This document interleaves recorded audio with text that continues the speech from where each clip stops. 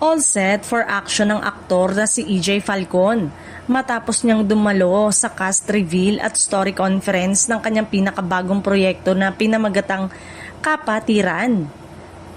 Agad itong naging usap-usapan sa showbiz circle dahil sa kakaibang konsepto at sa pagbabalik aksyon ng aktor sa isang proyekto na inaasang magpapakita muli ng kanyang husay sa pag-arte. Pinangunahan ng naturang event ng award-winning director na si Niel Tan, na kilala sa pagdidirehe ng mga pelikula at seryeng hit sa action at drama.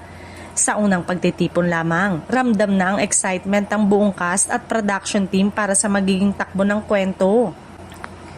Ayon sa mga unang detalye, tampok sa Kapatiran ang matinding kwento ng pakikipaglaban, pagkakaibigan at mga pagsubok na haharapin ng mga karakter sa gitna ng magulong mundo. Inaasahan ng fans na makakakita sila ng panibagong side ni EJ, lalo na sa mga mature at intense na role na kanyang gagampanan. Sa story conference, aktibong nakibahagi si EJ sa diskusyon tungkol sa karakter at direksyon ng kwento.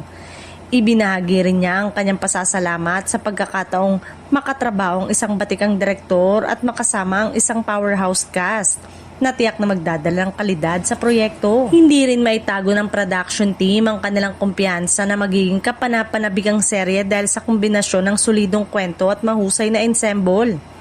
Bukod sa aksyon, inaasahan ding maghahati dito ng mga emosyonal na eksena na tiyak na tatatak sa mga manonood. Habang patuloy ang preparasyon para sa Kapatiran, lalo pang tumitindi ang anticipation ng fans sa pagbabalik eksena ni EJ Falcon. Marami ang umaasang maging isa ito sa mga proyektong magpapatunay muli sa kanyang versatility at dedikasyon bilang isang aktor sa industriya.